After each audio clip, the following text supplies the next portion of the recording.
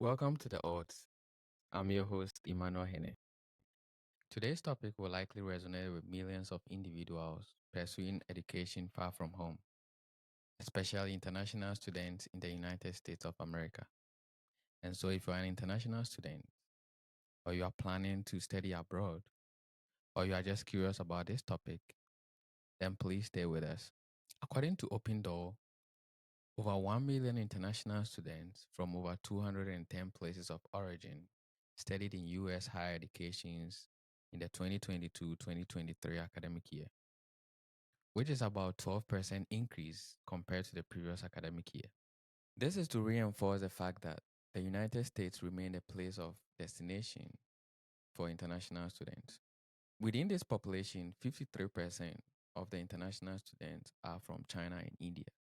But notably, Ghana appeared in the top 25 places of origin for the first time in Open Doors history. Beside the statistics and enrollment figures, there are untold stories of triumphs, challenges, and cultural exchanges that make the international student experience a unique one. Joining me today is Sir Lord, a computer science PhD student in Georgia State University, specializing in neuroimaging, where he utilizes knowledge from signal processing and dynamic systems to find complex brain interactions and offer insights into neurological diseases such as schizophrenia.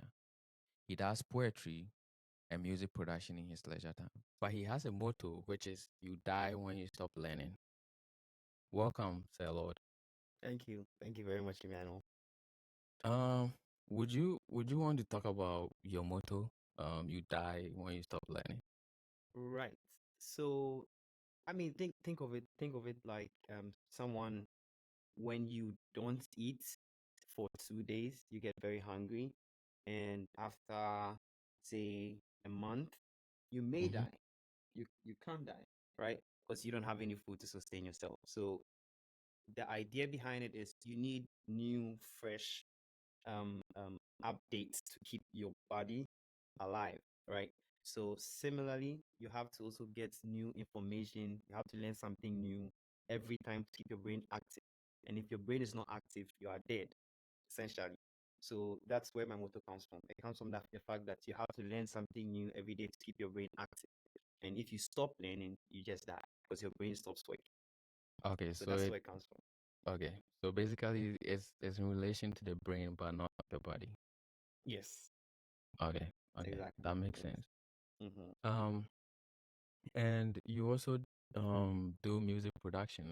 How did you get started with that, and what got you into music production? So for music production, I'll say it started when I was very young. My mother, my sister, my father, and my extended family, everybody was singing. We were all singing in church. People. I was playing the keyboard when I was back in Ghana at church. At a very very young age. So it started from being born into a music house. A musical household where everybody was singing. Your mother is going to wake up in the morning and she's cleaning and she's singing, and she's going to say that when she's singing, don't interrupt her. Because I mean, she's singing and then you're hungry. I'm like, Mommy, I'm hungry. I want some food to eat. So she's like, let me finish singing my song. So yeah, that's where it came from. It's been, you know, playing keyboard and singing at home with my sister. And then I mean, just like you have to, I've always have this belief that everything that you were born with, you have to grow with as well. So as I was growing, I decided to, move further into music by getting a studio, playing something, making a beat, doing some sound engineering just to become better in the things that I like. you know. So that's how come I started with music production and stuff like that. Oh, okay, so it kind of looks like you are in your studio right now. Yes, I am in my bedroom studio. Yeah. So, Yeah. where do you see the music going? Is it just for a hobby, or Is it something you are hoping to pursue big time? I want to pursue it big time. I have some plans because I again I think that everybody should use what they have to Mm-hmm. make I mean to make life a better place for them, Yeah. right? Right, exactly. So music is one of the things I have, and I think that I can use it to make a better life for myself. So I have a big plan for it, and the big plan I have for it, mainly I can share a piece of it with you, is my sister, which I mentioned earlier that she sings too, right? So I have been working on some songs with her, and I'm planning to try to release those songs and try to make her name big so that I can also become big, in the music production industry. So yeah, that's what I have in mind. Yeah, that sounds cool. I can't wait for it though. I can't wait either. and and with the poetry side of things, so maybe one of these days, we can get you to give us a very cool poetry. I know. You see, for the poetry, I have been trying to get myself in the well-established poetry journals in the United States. But every time I try submitting something, they keep bouncing me.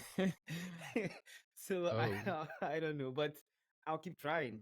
Certainly, I'm gonna keep trying because I've been trying. I think I have submitted to about me. I probably have submitted like 8 times to maybe 4 different poetry journals. But I'm going wow. to keep trying. Trust me. I'm Wow. just going to keep trying. Do they have like a criteria for accepting the The poetry? poems. Yeah. I well they do, but I mean I just like to think maybe I'm just not good enough. That's why it's being rejected. Maybe. So I'm still learning, right? So Okay. hopefully if I get one of them just one accepted, oh my Right. god, I'll be very happy. Yeah. So Uh, so for now it's just a hobby, and I have a Medium account where I write a few things here and there. I mean Medium is free, so it can be yeah. published anyway. So yeah. Okay. Okay. So in the introduction, I was mentioning a whole bunch of numbers relating to international students, right? Right. And looking at the number of international students entering into the United States every year is quite a lot, right? Mm-hmm. But the focus point today is probably on, I mean, Africa, right? Mm-hmm. Um, and as I mentioned earlier on, Ghana appeared in the top 25 for the first time in the 2022-2023 academic year. Right. Um, why do you think all of a sudden Ghana is appearing in the top 25? I I I I would say that I am not surprised that Ghana is appearing in the, as you said, top 20 or top 25. Top 25. Right. I'm not surprised. Actually, I would have expected it to be, Ghana to be part of the top five by now. But I mean, I'm guessing maybe it's because of our population as well, right? So I think the main reason why Ghanaians are in the top 25 now as it stands is particularly because of the after effect of COVID, right? Because I mean, I think that's where things began to change and became very, I mean, the economy became very bad in Ghana. So uh, prices were shooting up for the least things like water and bread and stuff like that. So it became very difficult. And then graduates were not getting jobs. So now it's like, well, we all know that going to the United States is a good milestone in anybody's life. I mean, in Ghana typically. But I think particularly the reason why the numbers are rising now is because people are tired.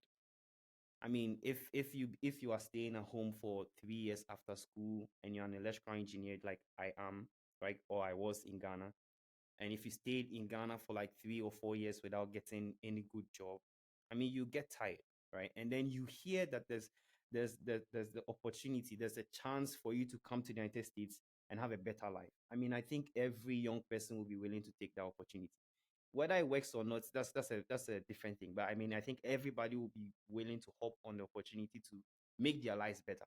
So I think the reason why the numbers are increasing is because the economy after COVID became very low, became very bad, and people are looking for a better life. So I genuinely think it's because of COVID.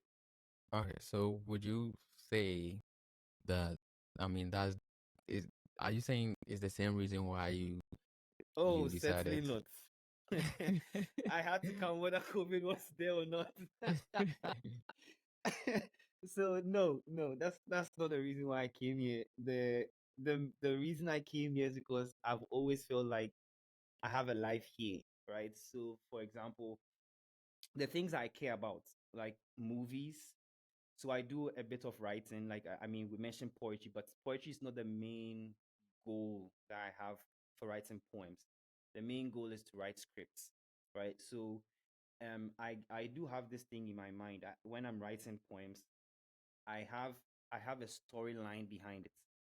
I always create that thing behind it because I see it as a way to, get my feet wet in the writing field. So there's movies, which I care about script writing.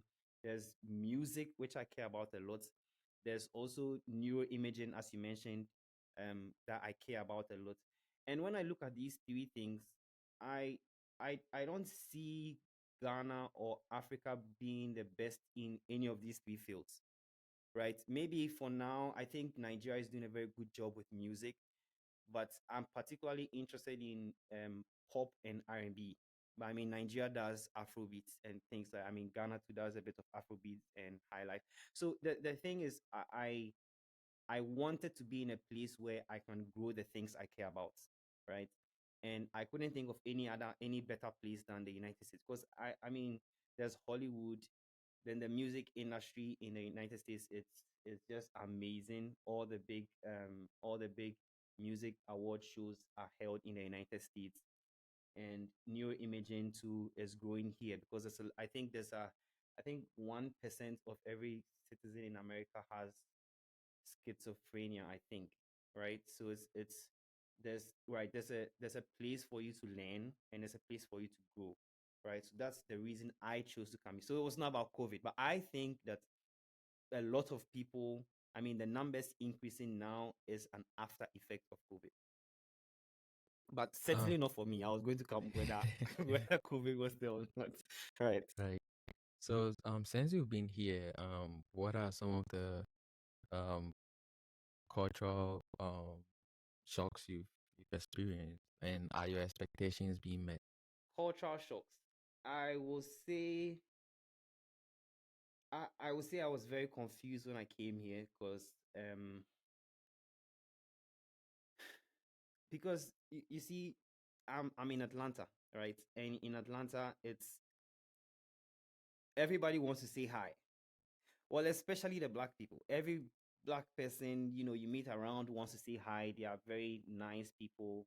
People smile to you a lot when you're walking around. And I think people are generally helpful. And it was a little bit surprising to me because I thought no one cared about anybody in the United States, right? Right, because I mean, when you watch the movies, New York, and people are walking around, and you watch the movies, you see Right. people walk and they pass by you, and then they say, "Hey, watch it." So there's like nobody cares about you in New York. I mean, according to the movies. So I was expecting that in Atlanta when I came, but everybody's very nice, and it's very. I mean, I was very welcomed and all of that, and I also realized that I would have thought people will give me a side eye if they knew I was from Ghana or Africa, right? Because I mean, I have a different accent when I came here and all of that. So I was thinking people are going to treat me a certain way, right? But it's not like that at all. I didn't. I was very surprised that everyone treated me as if I was born here. It was a smooth process for me, right? And one of the other things that I really so the cultural shock, I think probably the only cultural shock that I had would be the fact that the accent was different, and it was very, and as you see, when the white people talk, I can hear them. Right, when I first came, when the white people talk, I can hear them, because I think that's the type of accents that we are familiar with in the movies. But the black ghetto guys, oh my god, it was so hard. It was so hard for me to hear, and I always say, what? And then Yeah. one time this dude told me, don't I speak English? But it's not about English. The accent was just too thick. It's the Atlanta black accent is it's kind of like a new language. You see, on Yeah. its own. So it takes a while to get used to. So that was a bit surprising. Yeah. Yeah. I think I should probably plan and visit Atlanta. Yeah. There's a lot of you and you don't hear anything. But how Yeah. about college life? I mean, we've accepted the fact that you did electrical engineering. Mm-hmm. Um, we were actually mates back Yeah. in Ghana. Mm-hmm. So how will you compare college life in Ghana to college life in the United States? Right. I think it will be quite unfair to compare college life in Ghana to college life in the United States. I think it will be unfair for me to compare it because Okay. I was an undergrad student in Ghana, right? I was an undergrad student. So there's a lot of activities that we are involved in, going to class. We have a huge class number. You get to meet classmates, interact with them, go out with them, play, and do a whole lot of things with them. For graduate studies, it's like everybody else. Most people are married, they are above their 30s. No one really, you don't really have one class you all, stay in. You take the classes you want to take. So it's very hard for me to compare, and I don't think I'm in the right position to compare it as much as someone who did, say, 2 years in Ghana and then came to the United States to start his undergrad. But then I will say this. I will say that one of the things I thought would be different is the teaching strategy. You see, when we are in Ghana, everyone thinks that when you go to the United States, the education system is just so different and it's so practical. And I mean, I think there is a bit of truth in that, certainly, but it's not so different, in my opinion. It's like there's a teacher, he comes to stand in front of the classroom, he teaches you something he expects you to know, gives you questions, just like in Ghana, questions you may be familiar with, questions you may not be familiar with. And it's not so different, the teaching style. You may have some teachers or some lecturers, professors who are very good at teaching and explaining things. Like, we had in what's the name, Dr. Anto, right? He was a very good teacher. He taught us power systems, operation, and management. Right, he was very good. You get some teachers too who are just not so good. It's just the exact same thing here. But then I think what sets them apart from the things that we had in Ghana is there's a lot and a lot of assignments, right? And then there's project work in almost every course. So you have to do a project in every course every semester.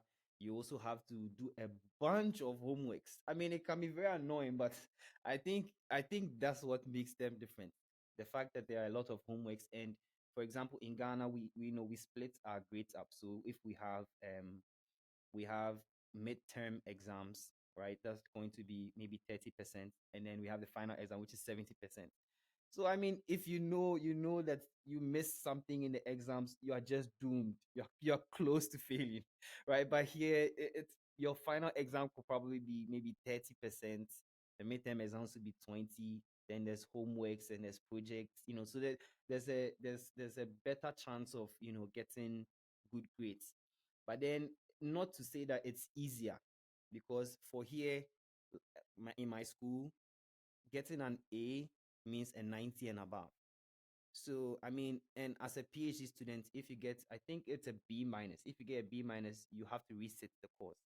So it's not easy, but I also don't want to say it's much more difficult than Ghana. It's quite comparable, but yeah, it's what it is. I think the fact that they have a lot of projects and homeworks in it makes it quite unique, and that's why I think it's different, right? If we want to be fair, right? Talking about, assignment and project, yeah, I can, I mean, I can leave a class and I have two assignments for that same class. One being a research and one being like a normal assignment. And sometimes even by the end of the week, you have to take a Mhm. quiz for Oh my god, for the I class. I So even forgot to mention it. so it's yeah, I agree Yeah, with you on yeah. that. So take us take us through the school application process. Oh, How did right. you how did you start? If you can just take us through the process. Sure, sure. So I would say that I was preparing for the application process in my second year in college in Ghana. So I wanted to. That's how bad I wanted to leave the country. Can you imagine? So it's like I started studying for GRE, right, in my second year, and I was just learning a piece bit by bit, right, and then so when I got to final year, well, then COVID hit. So we had to go home, do our final whatever projects. And then we came and I became a teaching assistant in the university that we're in. So during that time, I planned to write a GRE. I did write the GRE. My grades were good.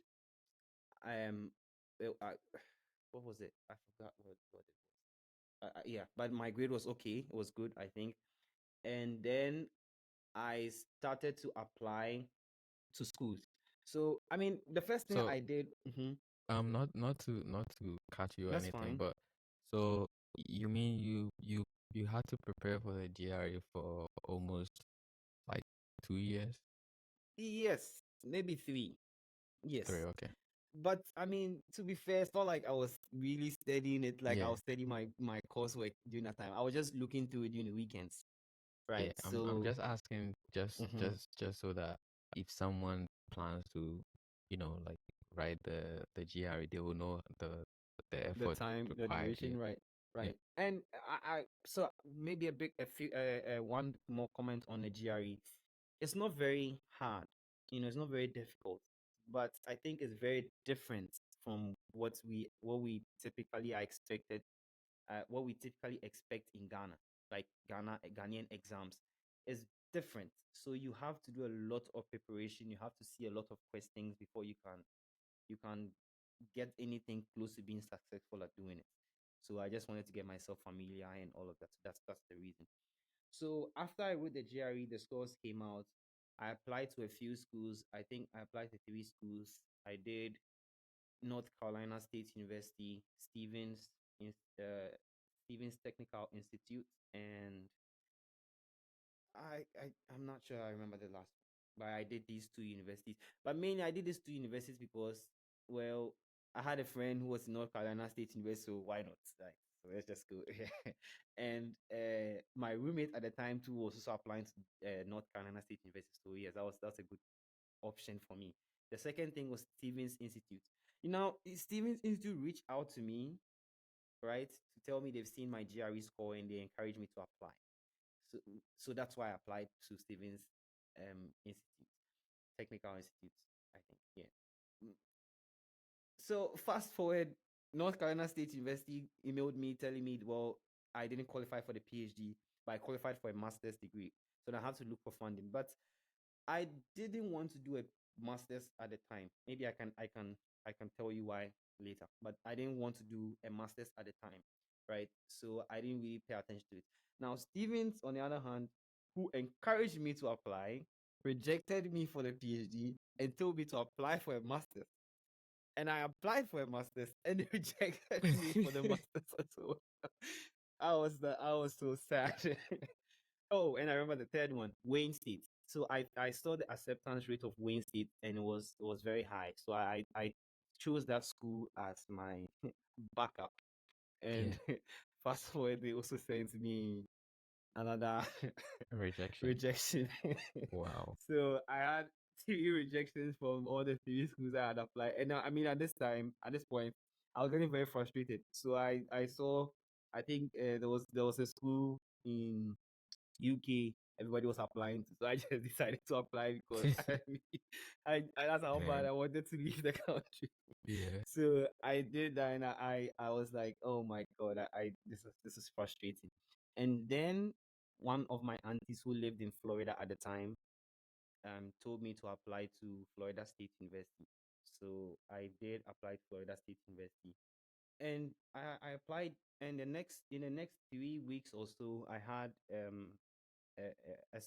what's the name, an acceptance letter, and I was very excited because I mean this was a very short notice and everything, so I was very excited to receive an acceptance letter from Florida State University. But I didn't have a professor to work with. As a PhD student, you have to have a professor to work with. I didn't have any professor to work with, so I had to look for one. And I was looking for someone doing signal processing and was doing something related to the brain because that's what I wanted to do.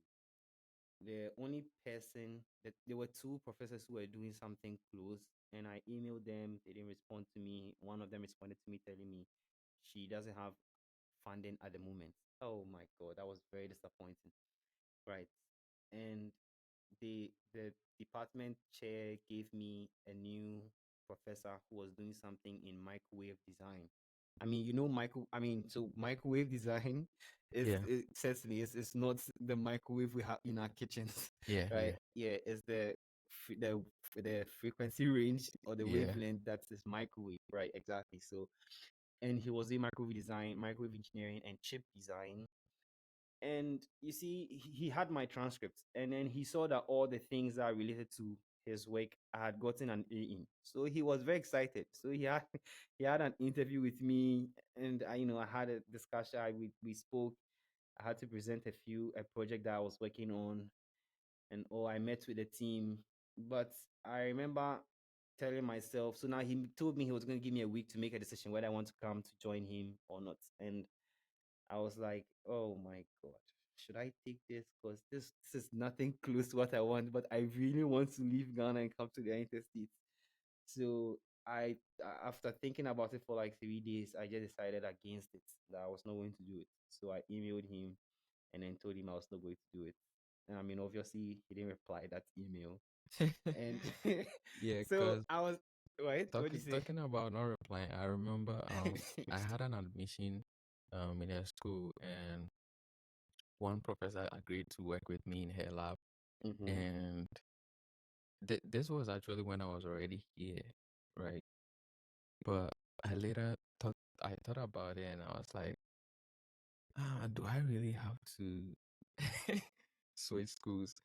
Initially, I really wanted to switch schools that bad, but after Mm-hmm. some thought, I just emailed her. Mm-hmm. No, I didn't email her, Mm-hmm. but classes had already started. So Okay. she reached out to me to find out if I'm on campus. She wants to meet me. Mm-hmm. And then I emailed her, I'm sorry. I gave her, due to some personal reasons, I couldn't make it. And that was it. Like, I didn't even, I mean, I I think didn't it get a makes sense. response. Why, Yeah. why should she respond to that? Yeah. So yes, but I mean, now I had to look for a new professor in Florida State, and I was not getting a new professor. And out of frustration, I emailed the professor back and asked him if he was still willing to work with me. I emailed him like 3 times. He didn't respond to me, so I guess he had made his mind. So now I was like, I think I have to change my strategy, right? So I became very intentional, and this is what got me here, right? And I'm happy to share it. So what I did was, well, the United States is a big place. I have to narrow down the states. We have 50. I have to narrow down those states into one or a few. So I started searching that which states are the best in music, and which states are the best in neuroimaging, which states are the best in movie production.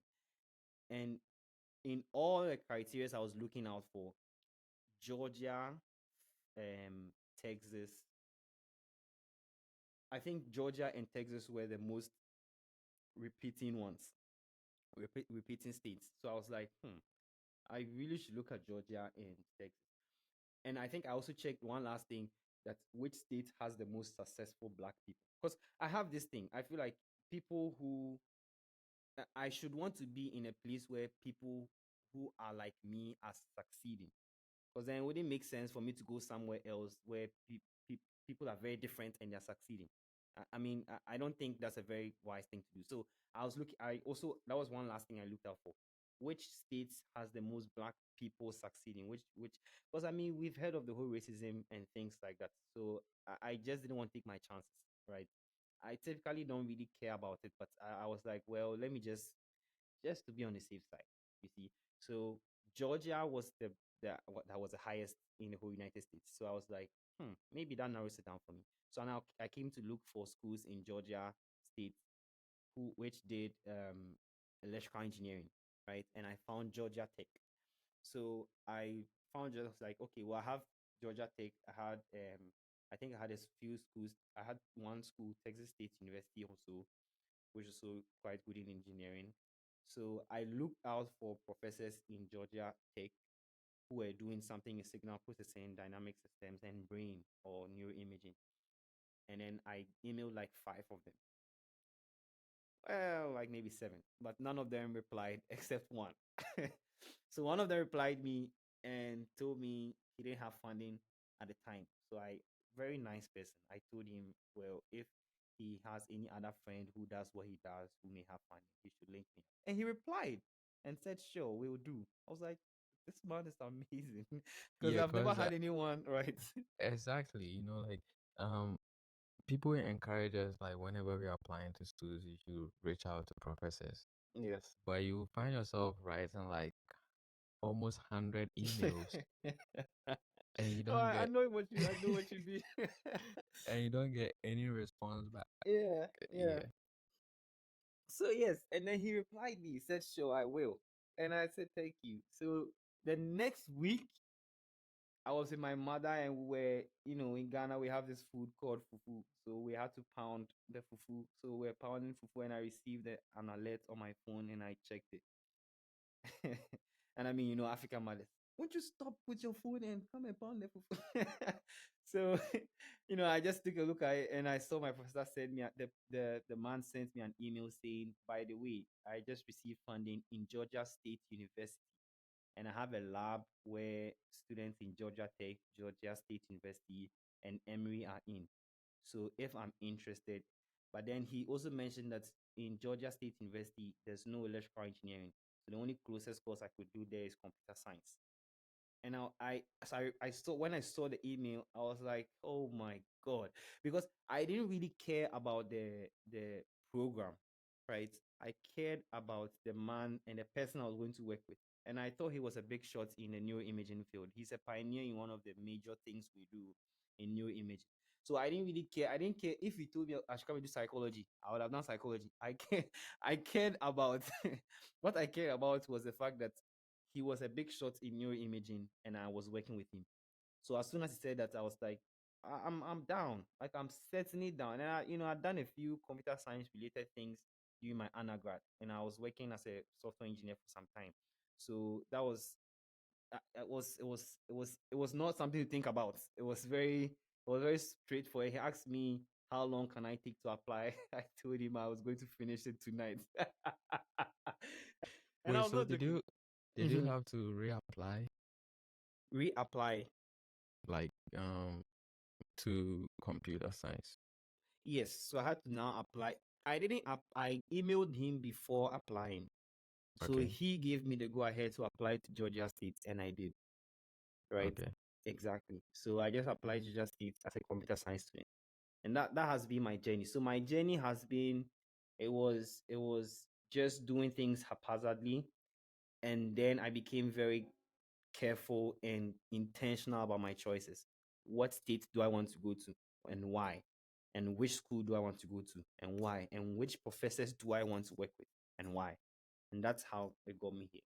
So I mean, eh, taking some at least something from what you just said, it means that students really have to do their research Yes, before they apply to the schools they are looking for. I mean, they exactly. apply to schools, Yes. right? Yeah. And also maybe don't give up when professors are not um Certainly. professors are not Certainly. responding to your emails. Yeah. Um, so I remember when I also decided to move here, right? Mm-hmm. One of the challenges was getting a visa. How did it go with you? Oh my, you just reminded me of something. Oh, visa process was it was scary and it was stressful. So after you have your school, you have to apply for a visa using your CV's number and and go for your interview. Now, the the the length of the backlog of visa applications in Ghana was crazy at the time. I think the normal application, you could only, after you had your school, you could only book for an interview 2 years after you had I think so. If you had your interview today, right? If you had your application today, you wanted to book for an interview, the only available slots was in 2026. Yeah, I remember. Which was like, what? So what I did during the time was I reached out to a friend of mine that I knew who came to the United States doing for vacations during Christmas time. And then he told me that, well, he applied using an agent, and the agent is really fast. He knows the system and things like that. So I got the agent, got his number, paid him, and then he had to get me an interview date. Sadly, you see, he I could not get an interview date at the time I wanted to, because I had my admission. This admission came in October, November maybe, right? I had the discussion with my professor on October 17th, I think. And then I did the application. Then the school accepted me in November. So now I had to get an interview date for December and then come to the United States in January, spring. But that didn't work out for me, right? So, which is obvious. I mean, it was too short. So I emailed him, and then I told my professor about the challenge I faced, and he said there's no problem. He would suggest that I should just defer the program to fall the next year. And I'm like, well, I was scared. But if the one who gave me the admission essentially is telling me to defer it, then it means I'm secured. So I just deferred it, right? And then I had my interview in, I think, May or May. Yes, I had my interview in May.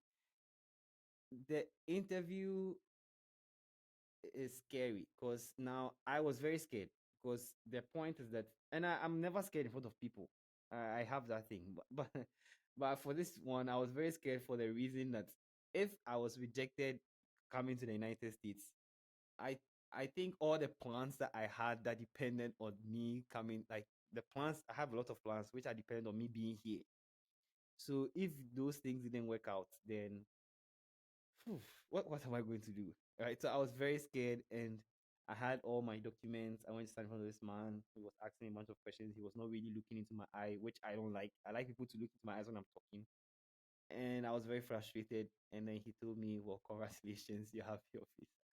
And I mean, as I'm talking to you, and as I was talking to the guy at the time, I was there was this guy I bonded with before entering into the interview room, right? And he was standing next to me being interviewed by another person, and this guy was taking heat. Oh my god. And I think he finally got rejected. And like when I go out, I couldn't even smile with him, and I think he was crying. Oh, it's scary. So it's a very scary and a very stressful process. But I think after you get it and you get accepted, it's one of the most overwhelming feelings any person can feel. Right. So during my time, I actually um started the application in Ghana. Mm-hmm. Um, and the earliest date I could get was 2 years from the 2 years from the time I was supposed to go to school. Right. So, and I had been searching for some time. So when I saw Mm-hmm. that date, I actually took it. Right. and and then I would always go and do reschedule, but there's no date. And I tried to apply for the emergency. Mhm. The emergency got rejected. So now it was like I had exhausted almost all my options. Mm-hmm. So the next step was to travel outside the country to go Wow. and to go and do my visa interview. And Mm-hmm. yeah, it was kind of like an adventure for me, Right. getting a visa and going Mm-hmm. through all these traveling outside. It wasn't fun, but the whole process was became like, oh, so I finally got it, so it was worth it. Then Yeah. Yeah. Yeah. yeah, so but let's fast forward to you coming to school, right? Mm-hmm. What are some of the structures in your school that is being put in place to ensure that you are successful in your research, and in your studies? Okay. I would deviate from answering that question, and then, well, maybe not call it deviate, but it's a different nuance of, answering. It's a different way of answering this question. I wouldn't say structures that the school has put in place for me necessarily. Because I am not so as attached to the school as I am attached to my lab. Right, my lab is called Trends. It's translational research in data science and neuroimaging. Right. Well, I think I flipped it, neuroimaging and data science. Right. So they give me the opportunity to go for conferences. So I apply. My professor pushes me to apply for conferences to go and collaborate. Go and collaborate with people, present on your works, and we have to present our works, like, I think maybe twice every year or three times every year, in the lab, in front of a bunch of people. And I've had one of them already. I've had like a bunch of them, but I had one major one that I did somewhere last year. I should be November or something. And I had a lot of feedback from people. My lab gives me a place to work. So I have a cubicle that I have to work. They give me a laptop that I use, right? Which I can bring home, take wherever I want to take with me. They give me, well, they give me my stipends, obviously, but the stipends from the school. Which is Yeah. very necessary. Yeah. Yeah. And small. It's small, by the way, but I think it's okay. So, and then there are these mini grants in the school that I can apply for, right? So that is very useful because, well, I think you can apply for it twice every year or something like that. So it's good because they can give me a few $1,000 to do whatever you want to do, travel and things like that. So it helps. It does help me a lot. I haven't applied for one of those yet, but I will apply for it this year. This year I'll apply for one of them this year. Not that I need it because my lab will take care of it anyway. But I want to learn the process of writing a grant and knowing what goes into it and all of that. I've now bought a pen or a pencil or a book, a textbook, a book. If I needed a textbook, I just have to write an invoice, send it to my labs, HR or whoever is in charge, and then they will order the book on from Amazon for me. And, well, it's not for me, but they'll put it has to be in the lab. It's going to be property of the lab, but I will have access to it. That's I think that's the most important thing. So it's very it's been very supportive. Everything that I need to do whatever I want to do is available for me. You get it? So that, I think, the collaboration of my lab and the school helps me a lot in doing whatever I want to do. So yeah, Okay. How many people are in your lab? maybe 230. It's big. It's a big lab. Yeah. Who is the youngest? Like, what's the youngest age? You see, before I was the youngest person in the lab. You see, because I Wow. came to the lab when I was 22, 23 or 20. I'm not so sure. Maybe 24. 23. I was Mhm. 23 when I came to the lab. But then now there's this girl who is in the lab. Impressive girl, by the way. She is 23 now, and she's in the Mhm. second year of PhD. And bear in mind, Wow. I didn't have a master's. I came straight from undergrad. But this girl has completed a 2-year master's program and is in her second year PhD. And she's Wow. 23.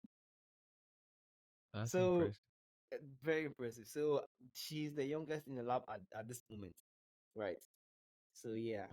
Is she a native or No, an she's not. international She's not. student? She's an international student. Okay. Yeah. Is She she had part of her the 53 I mentioned earlier? 53. 53%. Um so the majority of international students are Mm-hmm. India and China, Right.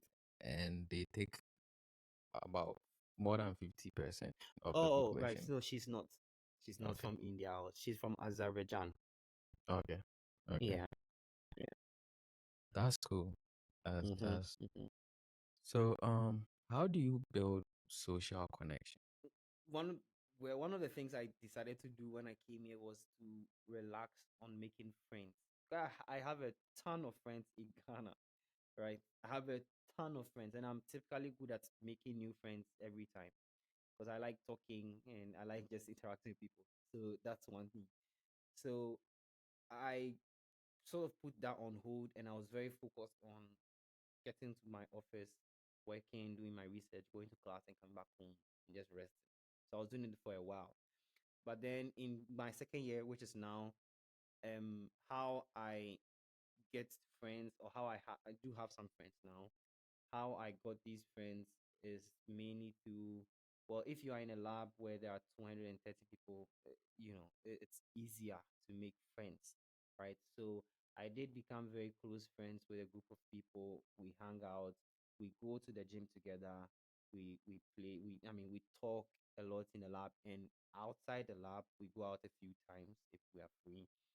And these are my lab friends, and I can call them friends because we talk about a bunch of things. We talk about very personal things as well. Another thing is the Ghanaian group, that the Ghanaian associations we have here. I'm not I'm not in and actively participating in any of them, but I have got the chance to meet a few of them through, there was this, I think last 2 years Christmas time, they made this gathering. So everybody came around, they cooked, and then we played FIFA. And I mean, I won, by the way. If any of them watch this podcast, they're going to disagree, but I won.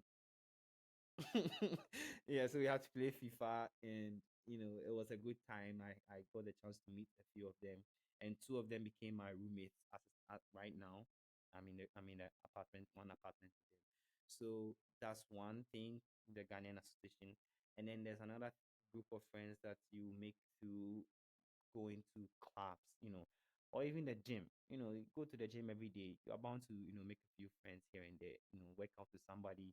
I met some new Ghanaians in the gym, met a few people from Nigeria in the gym, and Americans as well, right? So, I mean, some like playing basketball or pool. There was this one time I play pool. We call snooker in Ghana, right? So we playing snooker. We met this Vietnamese guy who was really cool, and he's a very good pool player, by the way. So, we got to interact with him anytime we go to the gym to work out. We see him around, and we just, say hi, and we start to talk and have a short chat with each other. For the Americans, I find it, one of the things is that I find it more useful to, there's this saying that if you go to Rome, you do what the Romans do, right? Not to say that you should get a gun, start, right? But one of the things I find to be a lot easier is, just learning the accent. And people may think, some Ghanaians will be critical about, will criticize that by saying that, well, you are being fake. But I mean, then if that's the argument, then also going to the gym is also being fake because, well, you don't have the muscles. You are going to build the muscles up, right? It's not a state. So if you learn an accent, you don't have an accent. You learn the accent. It's not being fake. You are just speaking in a different accent. So I have that mindset. So I just decided to well, it wouldn't hurt me. So let me just speak the accent and then try to talk to them in that accent. So it's just easier. It's an easier process if you're talking to them with the accent. But when I'm talking to my Ghanaians, I'm talking to you right now. I speak in a Ghanaian accent because then, well, it makes more sense to speak with a Ghanaian accent when you're talking to a Ghanaian, exactly.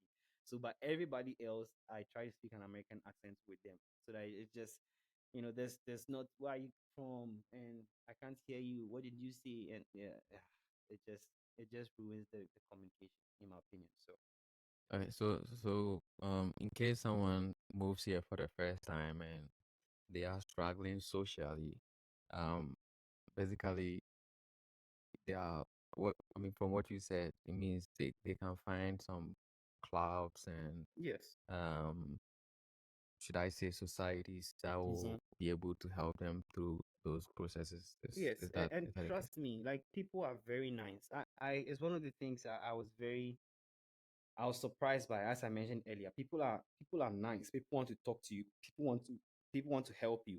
Just join a music club or a writing club or something, and you see how people will be very encouraging and trying to help you. And it's just there. It's one of the things I really like about the United States. So let me be specific about Atlanta because I've not been. Well, I've been to just one other state, but I didn't live. I've not lived long enough to know. You get what I mean? So in Atlanta, people are very helpful. And if I was to guess, I'll guess that it's across the whole United States. Yeah, I think I mean you specifying Atlanta makes sense because I've also been to a few states and you realize that things are done differently Oh, really? from yeah because I don't know I'm sure you know that this might be like a simple thing when you go to the gas station I mean in Ghana we call it The petrol, petrol the petrol petrol station, yeah filling station the filling station, you right? service yourself right. Mm-hmm, mm-hmm, But then I went to New Jersey and mm-hmm. someone is there to service you. Oh, really? Yeah. I have not seen this since I came here. Wow. Okay, Yeah. And I was okay. like, oh, this is different. So let's talk about internships. Okay. Internships are really I would say one of the most important things in the life of an international student. Yes. Mm-hmm. Um, aside your degree, companies are looking for the experience, Right. right? So, do you, I mean, have you been able to get any internships and what Okay. are some of the processes that you went through? Okay. I have decided not to go for an internship for at least my first 2 years, and the reason is very, as you can tell by now, you can tell that I'm a very specific and a very detailed kind of person, right? So I decided not to go for an internship in my first 2 years because I'm pretty sure you've heard of the NIW. I think it's not National Interest Waiver, right?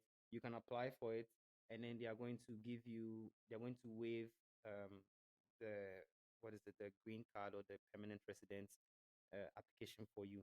But they have specific requirements. A few of them being you have to be a genius in arts, which is like poetry or music or stuff like that. And another thing is you have to be a genius in a field with a few published papers, research papers that are helpful to the community and all of that. So my main and my first aim is I thought about this very carefully. If I apply for an internship, right, and I go, well, I have like maybe 3 months and I apply for an internship and I go work out, I may get a job after my PhD, but the job just gives me an EB1 visa, right? They may sponsor and give me an EB1 visa, which may or may not lead into a permanent residence. I don't want to take those chances. So I rather take those 3 months free, 4 extra months away from classes to do intense research so I can have more research papers out and then hopefully get a good chance of applying for the NIW so I can get a green card. And then afterwards, I can apply for an internship. So that's the very reason why I decided not to go for an internship for my first 2 years. So in this summer, I'm still not applying for an internship because I've not hit the target number of papers I want to hit now. when it comes to internship, I know a few people who have applied for internships, a few Indians. You mean, yeah, we are talking about international students. So a few Indians and a few Ghanaians.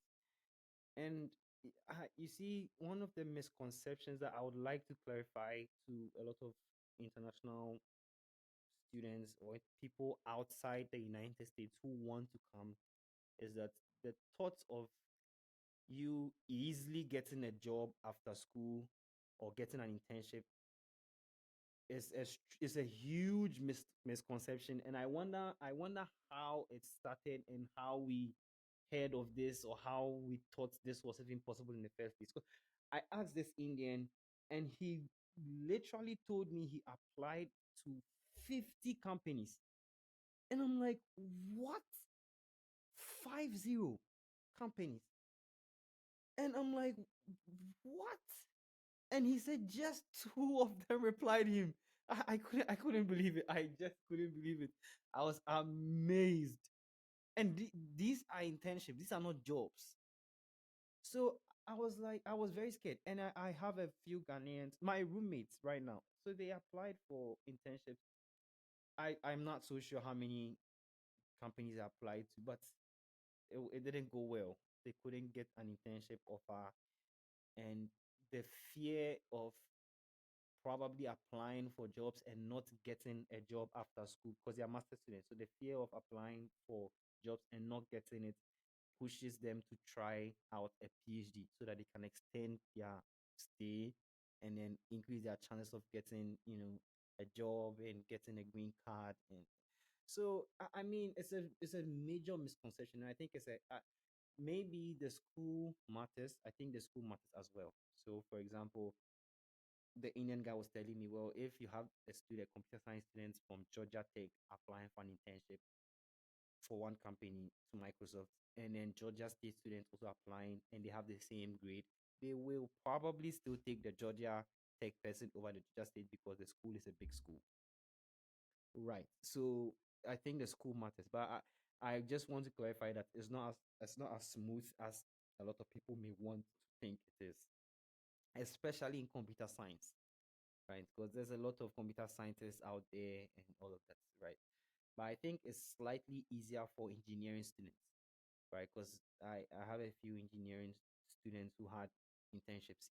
I think it was quite easy, right? So, but then it's just, I think it's a general misconception that once you come to the United States, your life is going, it's, it's, it's a better, experience, but I don't think your life becomes easy, right? After you come to the United States, like how people would want to think, right?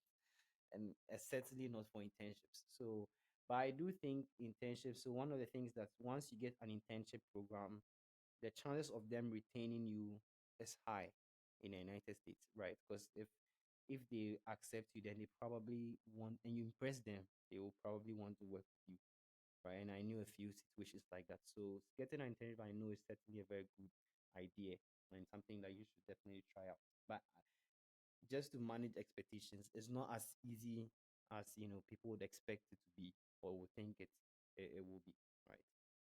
Yeah. I mean, with computer science, yeah, it's I wouldn't say it's choked, but it Mm-hmm. seems to be choked Right. with a lot of people getting into computer science now. Mm-hmm. We have a lot of people doing data science, a lot of people getting into AI, and that is a lot of engineers are even diverting to these fields. If So yeah, that's true. getting internships is not easy, Right. but um, and you shouldn't be expecting to apply to create jobs and Certainly. and Right. then get internships. Yeah, Mm-hmm. because I also have colleagues in school um who really applied for internships throughout the semester Mm-hmm. and they were not getting Right. and continued again until until they got a few companies responding Wow. and and some of them you just receive automated messages Yeah, yeah. And once you start receiving the messages, it kind of feels like you already know these are automated messages because Right, they kind right, of follow the same trend, right. right? Mm, So, um, for instance, myself, right? mm-hmm, At least I have a few years of experience working mm-hmm, in Ghana, and mm-hmm. so applying to internships, and I thought, I thought at least, I have some education, I have some experience. Combine them should do the magic, but It doesn't work like that. yeah, it doesn't work like that. Right. Right. So, let's talk about finances, Okay, okay. which is very important. So, Yes. a lot of students come to United States Mm-hmm. with little to no um, funding from their schools. Right, Of course, we have a good number of students who also get full scholarship, which right. I mean, you already mentioned your Yeah, school is giving you a stipend and everything. yeah. I wish I had that, but yeah, a lot, a lot of students um, come here with little to no funding from their schools, and which means they have to pay part of their fees. Right, They have to pay their rent, mm-hmm. health insurance, Right, and the little things that comes with living alone, right? So, right. do you have any strategy you use, or probably people use that will be beneficial to new international students who might be coming to Right. the Right. United States? Okay. I think that one of the first things that I would say is that you should think twice before coming to the United States if you don't have a full funding, right?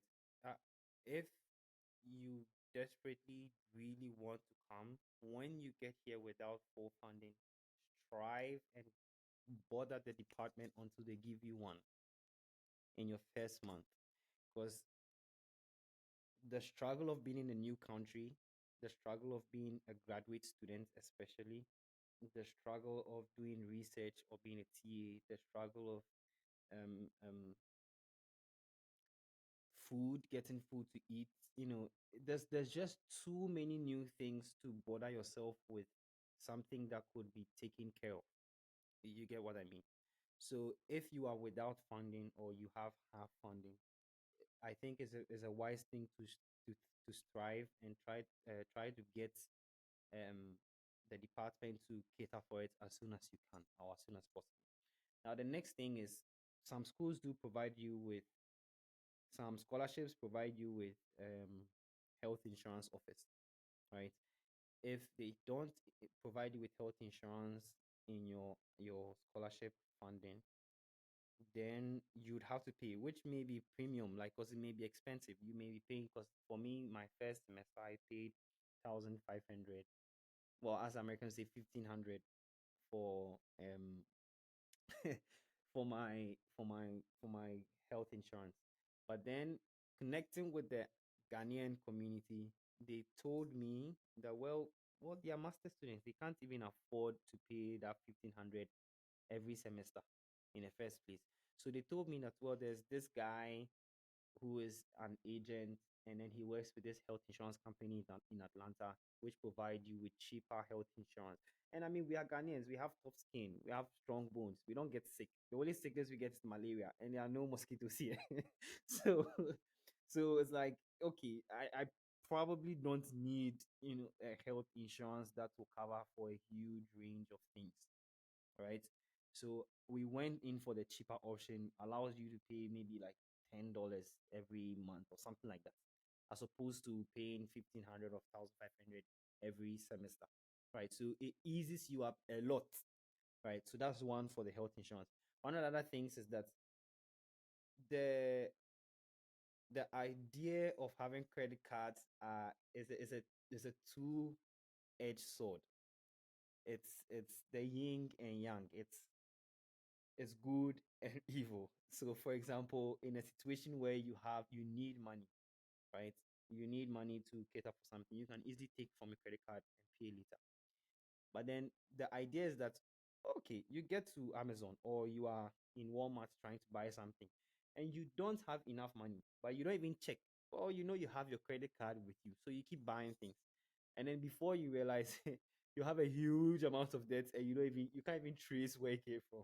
So one of the things that I like to do is, well, instead of instead of forgetting that you this is a credit card, you probably want to pay your credit card debt at the exact time you use a credit card. So if you use a credit card, maybe you want to try to pay it off in the next 10 minutes, right? And that way it keeps you conscious because it makes you know that you are only buying things that you can afford per your own checkings account, right? So that you don't overspend and say, okay, I'll pay at the end of the month. And by the time you realize you don't even have any money in your checkings account to pay for that credit card in the first place. So it can get very tricky, right? So one of the things I suggest all the time is that you probably want to um be careful, and you want to only use your credit card corresponding to the amount of money you have in your checkings account and how much you are willing to spend, right? So those are the few things that I do to keep me, to keep me away from financial struggle. Another thing is it's good to have a group of friends who can help you if you are struggling, right? I have like four friends from Ghana, right, who are here that I do this savings with. So there's well, sorry. So I have a few friends in Ghana from Ghana here. We help each other. If somebody was in debt or somebody needed help, we just contribute and help each other. I have another group of friends who, unfortunately for me, not to say that being in UK is unfortunate. I just mean to say that they are in UK, and unfortunately for me, they are very good friends of mine that I do the savings with. So at the end of every month, we all bring some money and then give it to one person, and then we will rotate it until the cycle ends, right? So that's is a very helpful way of saving money, irrespective of what may happen.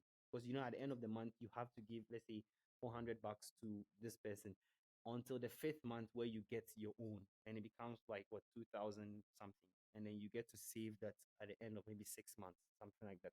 So it's very helpful. It's a very helpful strategy that I am very grateful to be a part of. So those are the few things I do to, keep myself sane financially. Right. Great. I mean, yeah, I think coming to school here, you need to have a plan, Yes. especially if you don't have um scholarship, Mhm. because your finances are not promised. I mean, Yeah. you know, sometimes people think like, let me just go. It's likely I'll Everything will be fine. I would everything will be fine, but it doesn't work. It doesn't work Yeah. that way. Mm-hmm. So using myself as an example, I Mm-hmm. don't have full funding, right? Right.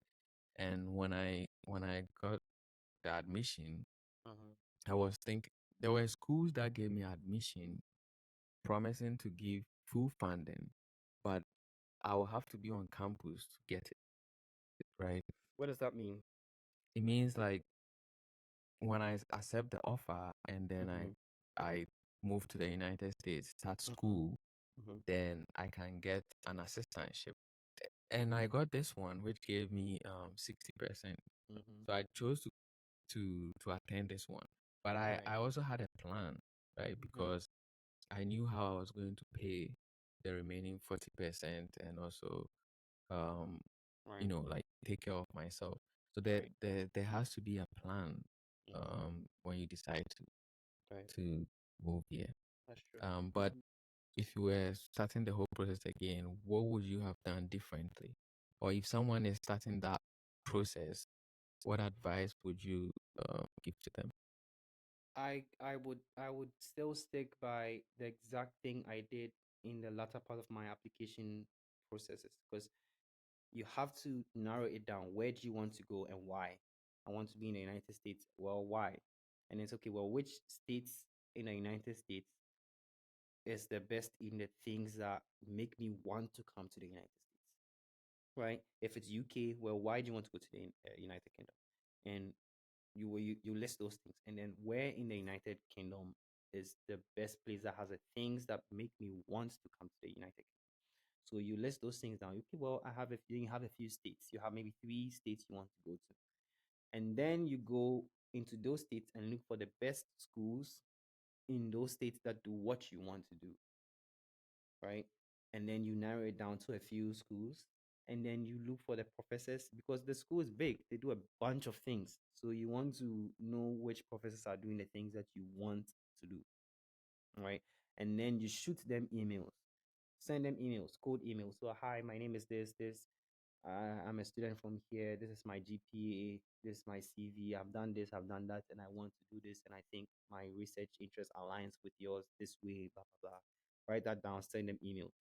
Maybe just 10% of those hundreds of emails are going to reply you, but that's fine. It's expected, right? So you get the professors. Some of them will tell you to apply before you email them, which is fine, I guess. But I think the best options would be the ones who reply your email and then have an interview with you and encourage you to apply. Because in that way, you know that the professor is going to take your name to the admission department to say, well, I've spoken to this guy and I want him to be under me. And the professors, believe it or not, they have a lot of regard in these things, so they can help in the decision processes. So you want to try to reach out to someone before you apply. Otherwise you just, and you see the dollar rates in Ghana, and I'm pretty sure in all in because the dollar rates in Ghana is quite higher than maybe like 80% of all African countries. Ghana is not so bad. But even with Ghana, it's very expensive. I mean, because if you think of the fact that $10 is like what 120 Ghana cedis, and then you have to pay an application which is $100. That's 1,200 for one school. That's crazy. So you don't want to throw it all out, right? So you want to be very careful. Emailing is free. Email the professor, have an interview with them. If they are willing to work with you, then you can go ahead to apply. It's not secured, but there's a high chance of you getting it. So I the only thing I'm going to change if I was to apply is to not apply haphazardly as I did before, and do what I did that got me here, right? Okay. Yeah. All right. So we've gone through the challenges of an international student, some of the fun moments. Hmm. What are the odds of an international student succeeding in the United States? I don't think I know enough to answer this question, but if I was to guess, I would say the odds of an international student, especially an African, I want to emphasize on this because that's what I know. Not to say the other countries don't succeed, I just don't know. Especially the Africans, I think the odds of them succeeding is very high.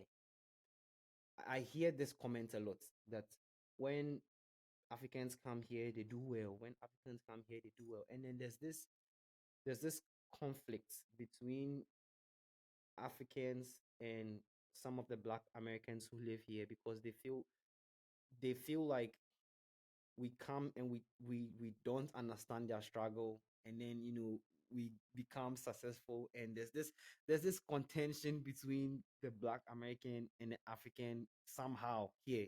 I've not seen it personally, but I hear of it. And any middle age African that I get to encounter is somewhat very rich.